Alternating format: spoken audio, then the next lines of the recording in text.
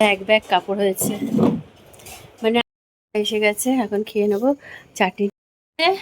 ওহানার জায়গা আর আলবিনের জায়গাটা কমপ্লিট। তো বছরের প্রথম বৃষ্টি। এভরিওয়ান, সবাই কেমন আছে? আশা করছি সবাই ভালো আছে। আর আমার ভিডিও যদি তোমাদের ভালো লেগে থাকে অবশ্যই কিন্তু লাইক কমেন্ট শেয়ার করে দেবে। আর ওহানাকে স্কুলে পাঠিয়ে দিয়েছি, আর নেক্সট মানডে থেকে আলবিনের স্কুল শুরু হয়ে যাবে। তো এখন আমার অনেক কাজ, এই সপ্তাহটার মধ্যে আমার কিছু কাজ সেরে নিতে হবে, কারণ একদিনের স্কুল শুরু হয়ে গেলে তারপরে সেই কাজগুলো আর হবে না, সেই জন্য আর কি। তো আমি ওই জন্য এখন কী করবো, এই অ্যালভিন আর ওহানার আলমারিটা পুরো গুছিয়ে নেব। কাপড়গুলো মানে গরম কাপড়, শীতকালের পরার যে কাপড়গুলো ওগুলো তো রয়েছে, ওগুলো তোলা হয়নি। তারপরে ঘরে পরার জায়গাতেও রয়েছে, তো ওগুলো কী করবো সমস্ত আমি একটা প্যাকেট করে সব তো ধুয়ে রাখা, তো ওগুলো আর কি একটা বড় প্যাকেট করে আমি বক্স কাটের ভেতরে ঢুকিয়ে দেবো। আর শুধু এখন গরমকালের কাপড়গুলোই ওখানে রাখবো, সব গুছিয়ে রাখবো। তো ওগুলো আজকে আমার কাজ আছে। আর আজকে বেশি কিছু রান্না নেই, ডাল আর আলু মাখা করবো, যেহেতু কালকের একটু একটু সব কিছু আছে, সেই জন্য আর কি এখন বেশি কিছু রান্না করব না। এটা গুছিয়ে নিয়ে তারপর ফটাফট করে আমি। আর আজকে ওহানার হচ্ছে আবার আরেকটা অন্য ড্রেস পরে গেছে, মানে তোমাদেরকে পরে দেখাবো, যখন ওখানে আসবে স্কুল থেকে তখন তোমাদেরকে দেখিয়ে দেবো যে আজকে কি ড্রেস পরে গেছে। এইটাই ওদের স্কুল ইউনিফর্ম, তো ওটা পরেই গেছে। এক সপ্তাহের জন্য ওদেরকে বলেছিল একটু অন্য ড্রেস পরতে, সেটা পরে গেছিল এক সপ্তাহের জন্য, তো এক সপ্তাহ হয়ে গেছে। আর হচ্ছে তো আমি এখন তাড়াতাড়ি করে গুছিয়ে নিই, কারণ ওখানে চলে আসার আগে আমার সমস্ত কাজ সেরে নিতে হবে, সেই জন্য।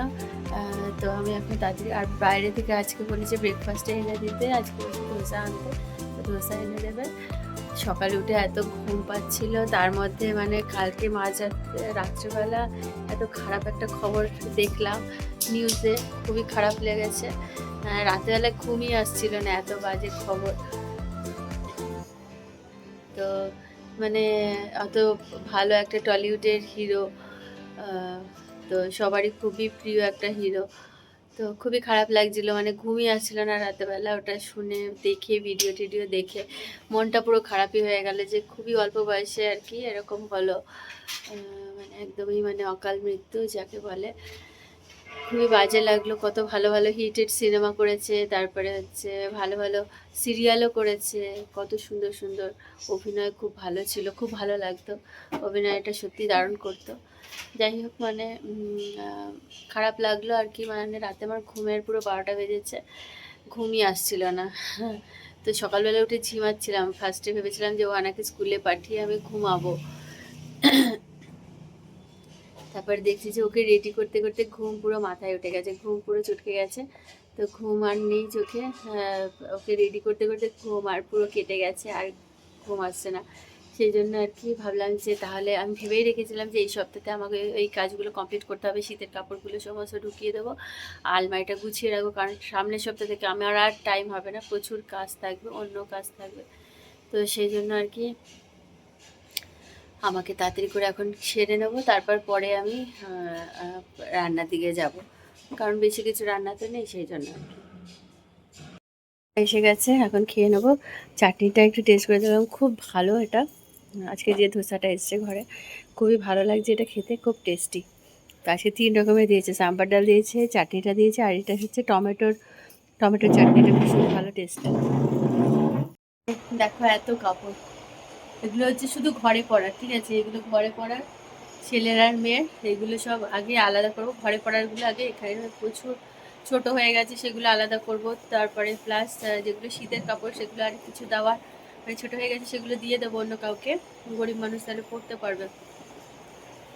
কত মানুষ পড়তে পারে না, আমি প্রত্যেক বছরই দিয়ে দিই, ছোট ছোট হয়ে যায় সেগুলো সব দিয়ে দিই। আর যেগুলো শীতের ড্রেসও কিছু ছোট হয়ে গেলে সেগুলো দিয়ে দিই, আর যেগুলো পরতে পারবে সেগুলো প্যাক করে বক্সের মধ্যে রেখে দিই। তো ওগুলোই এখন করবো। এই যে এটা যদি আজকে হয়ে যায় ঠিক আছে, আজকে করে কালকে হয়তো ওইদিকে যেগুলো ভালো বাইরে পরার কাপড় সেগুলো কালকে করতে পারি, বা আজকেই যদি হয় তো আজকেই করে নেবো সবটা। দেখা যাক, তাড়াতাড়ি করে আমি কাজটা কমপ্লিট করে নিই, প্রচুর কাজ এখন। এক ব্যাগ কাপড় হয়েছে, মানে আমার কাপড়ও ছেটেছি, পুরো তোমাদের দেখাচ্ছি। এই যে এখানটায় হচ্ছে মেয়ের কাপড়, এখানে থাকে ছেলের কাপড়, নিচে হচ্ছে আমার। তো তো এই হচ্ছে মানে সমস্ত ছেটে দিয়েছি, ছেটে টেটে এখন এত কাপড় বেরিয়েছে পুরো মানে এক ব্যাগ। তো এগুলো সব দিয়ে দেবো। প্রচুর কাপড় মানে ছোট হয়েছে, রং চটে গেছে, তারপরে হচ্ছে ঢিলা হয়ে গেছে, তো অন্য কেউ পরতে পারবে এগুলো। কিছু কিছু কাপড় ভালো রয়েছে কিন্তু ছোট হয়ে গেছে, অনেকই ছোট হয়ে গেছে, সেগুলো খুবই ভালো আছে ওগুলো। আর অনেক কটা আছে নতুন, কিন্তু একদম নতুন নতুন কিন্তু ছোট ছোট হয়ে গেছে একদমই। ওইদিকে ভালো কাপড়ের জায়গাটা গুছিয়ে নিই একবারে। তো যেহেতু ডাল আলু ভাঙা করবো বেশি টাইম লাগবে না, তো এই আর কি তাড়াতাড়ি করে নিই।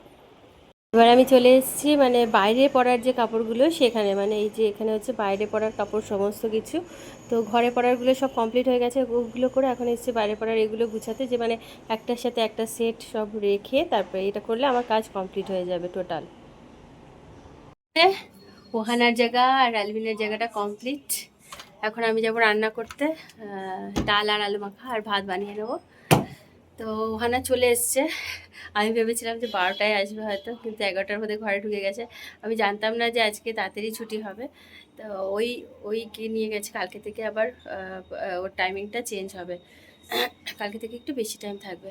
তো তাড়াতাড়ি এসছে, এই জন্য তাড়াতাড়ি করে আমি রান্নাটা করে নিয়ে ওকে টিভি দেখতে বসিয়ে দিয়েছি, টিভি দেখছে। আর ওর ব্রেকফাস্ট তো খায় না, টিফিন খায় না স্কুলে, ওটাই এখন বসে বসে খাচ্ছে টিভি দেখতে দেখতে। ডাল বসাচ্ছি, ডিম সেদ্ধ বসিয়ে দিয়েছি, এখন দুজনকে একটু হাফ বয়েল দেবো। আর একটু পেঁয়াজ আর কাঁচা লঙ্কা জিরে ফোড়ন দিয়ে মুগ আর মুসুর ডাল করবো, আর আলু সেদ্ধ করে নেবো। মথি 22 অধ্যায়। যিশু আবার দৃষ্টান্ত দ্বারা কথা কহিলেন।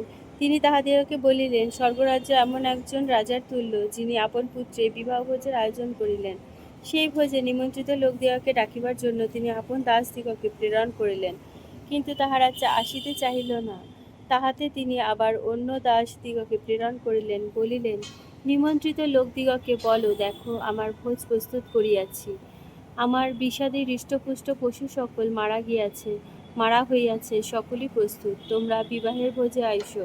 কিন্তু তাহারা অবহেলা করিয়া কেহ আপন ক্ষেত্রে, কেহ বা আপন ব্যাপারে চলিয়া গেল। অবশিষ্ট সকলে তাহার দাসদিগকে ধরিয়া অপমান করিল এবং বধ করিল। তাহাতে রাজা ক্রুদ্ধ হইলেন এবং সৈন্য সামন্ত পাঠাইয়া সেই হত্যাকারীদিগকে বিনষ্ট করিলেন ও তাহাদের নগর পোড়াইয়া দিলেন। পরে তিনি আপন দাসদিগকে কহিলেন, বিবাহের ভোজ তো প্রস্তুত, কিন্তু ওই নিমন্ত্রিত লোকের যোগ্য ছিল না। অতএব তোমরা রাজপথের মাথায় মাথায় গিয়া যত লোকের দেখা পাও, সকলকে বিবাহের ভোজে ডাকিয়া আনো। তাহাতে ওই দাসেরা রাজপথে গিয়া ভালো মন্দ যত লোকের দেখা পাইল, সকলকেই সংগ্রহ করিয়া আনিল। তাহাতে বিবাহ বাটি অতিথিগণে পরিপূর্ণ হইল। পরে রাজা অতিথিদিগকে দেখিবার জন্য ভিতরে আসিয়া এমন এক ব্যক্তিকে দেখিতে পাইলেন, যাহার বিবাহ বস্ত্র ছিল না। তিনি তাহাকে কহিলেন, হে বন্ধু, তুমি কি এমন করিয়া বিবাহ বস্ত্র বিনা এখানে প্রবেশ করিলে? সে নিরুত্তর হইল। তখন রাজা পরিচারক দিগকে কহিলেন, উহার হাত পা বাঁধিয়া উহাকে বাহিরে অন্ধকারে ফেলিয়া দাও, যেখানে রোদন ও দন্তঘর্ষণ হইবে। বাস্তবিক অনেকে আহত, কিন্তু অল্পই মনোনীত। যিশুর শত্রুদের কয়েকটি প্রশ্নের উত্তর। তখন ফরিসীরা গিয়া মন্ত্রণা করিল কিরূপে তাহাকে কথার ফাঁদে ফেলিতে পারে। আর তাহারা হেরোদীয়দের সহিত আপনাদের শিষ্যদিগকে দিয়া তাহাকে বলিয়া পাঠাইল, গুরু, আমরা জানি আপনি সত্য এবং সত্যরূপে ঈশ্বরের পথের বিষয়ে শিক্ষা দিতেছেন, এবং আপনি কাহারও বিষয়ে ভীত নহেন, কেননা আপনি মনুষ্যের মুখাপেক্ষা করেন না।